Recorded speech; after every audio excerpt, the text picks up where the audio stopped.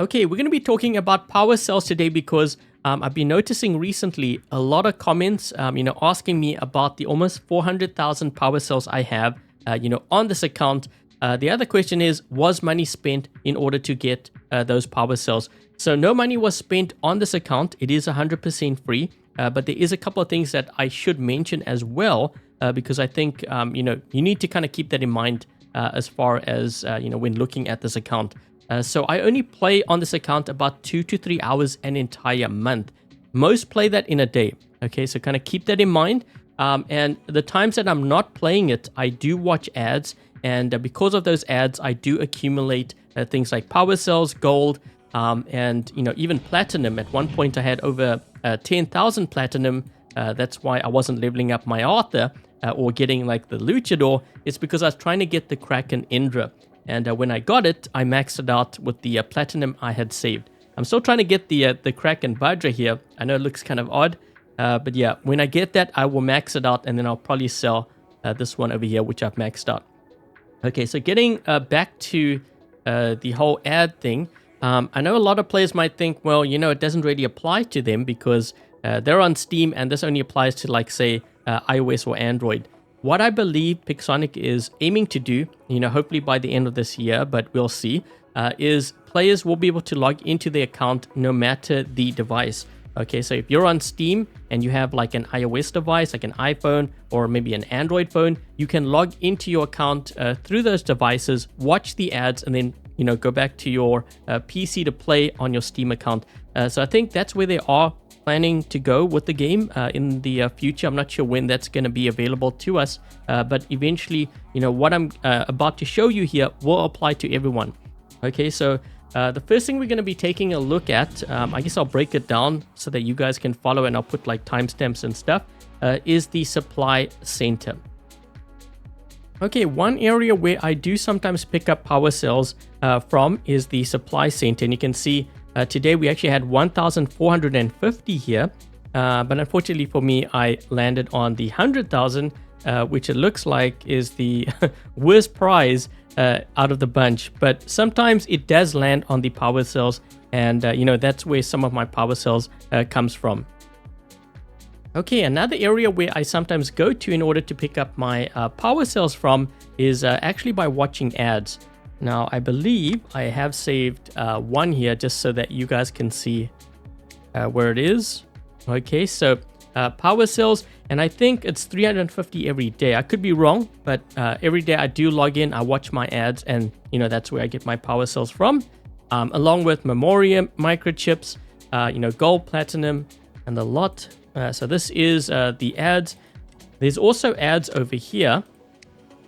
Okay, so the bonus, although I think this is mostly gold and platinum. Sometimes you do get memoriam and microchips, but no power cells over there.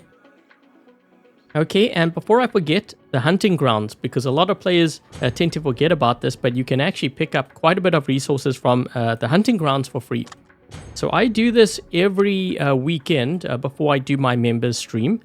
So you can see here I picked up black market keys, some silver, gold, platinum, and of course power cells. Now you don't get that much power cells for the first two, but every bit counts. And also one other question that I always get asked is, where can you get the upgrade tokens? So level 4 and 5 you can get upgrade tokens here, but I heard these two levels are really hard to complete, but I'm sure there's players out there that have done it, and that's how they get their resources. Okay, so once I've saved up my black market keys, through ads and also through the hunting grounds, what I do is I wait for the black market super chest boost, usually the 200%. We don't have one today. It comes a couple of times a month, and you can see we don't have it. Usually it shows up top here, but typically what I would do is I would wait for those days and then open up the gold chest.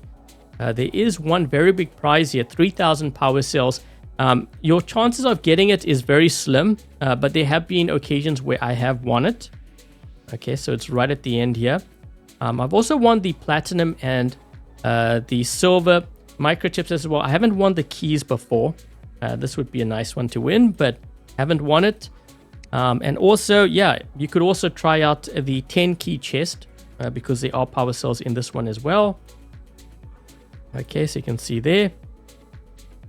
And I actually want to show you pilot skills and stuff as well, but I'm going to have to switch on over to the BR account because I don't have the resources to do that on this account, but I figured I would show you guys anyways.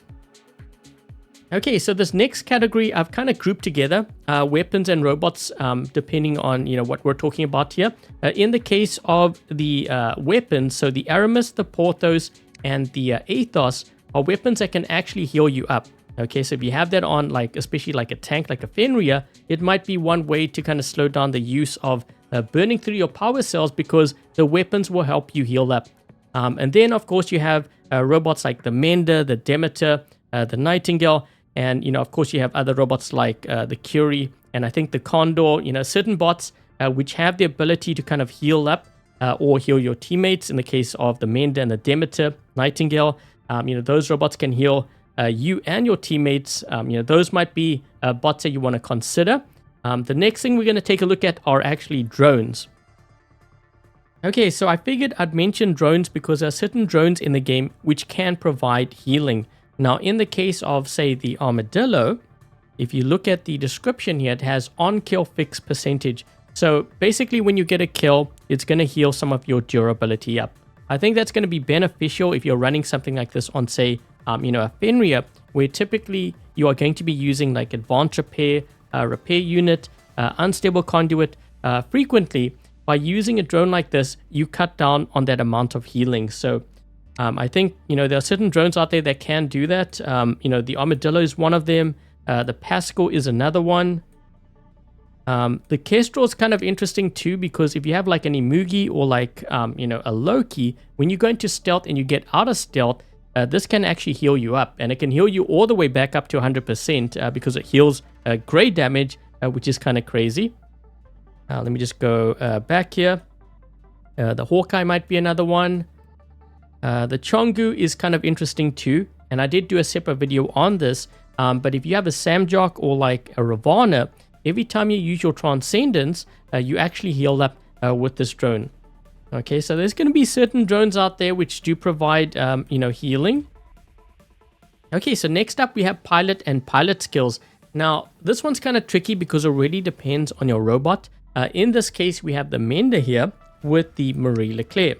Now, this pilot is very specific to the Mender. If you use this pilot on any other robot, it's not going to work. But if you use it on the Mender, you have the ability to heal great damage. So 30%, as you can see here. You also have the App Meter pilot for the Demeter, which does the same thing, but very specific once again to the Demeter. Now, as far as your pilot skills go, you have Mechanic, Adamant Mechanic. True Ace is very specific to the Mender, so you're not going to find this on other bots, but these two you will.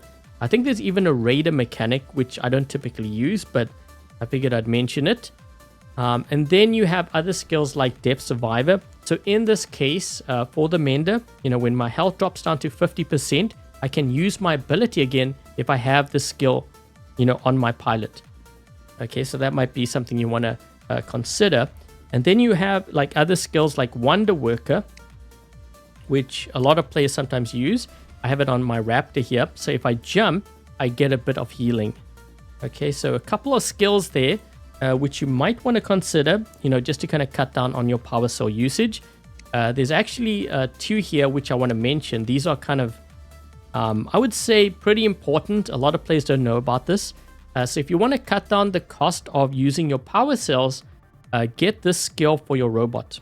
Okay, so the Quartermaster cuts down on the cost, and the Modules Expert extends the time that whatever the ability is, if it's like Repair Unit, Advanced Repair, Unstable Conduit, it's going to last for a bit longer if you have this pilot skill over here. So I think combining these two might be a really good option, cutting down costs and then extending the time of your advanced repair just a little bit longer, enough to get a little bit more healing in. Okay, so those skills. And yeah, I think, as far as the pilot skills go and the pilots, those are the things that, I think I wanted to mention. Okay, and lastly, we have Motherships. So there's certain Motherships in the game that can provide healing, and that's going to help with your power cell usage. Mantis is one of them. You can always see from the stats here. Okay, so you can see this one heals. The Northlight is another one. We also have the Paladin, so you can see here. And let's see what else. We've got the Avalon. I have this on my other account, which you guys saw earlier. So this one I actually won through the Ultimate Luck, and then I maxed it out. But I think they renamed that to the Shipyard. So if you see this, Avalon, that might be another really good one to level up.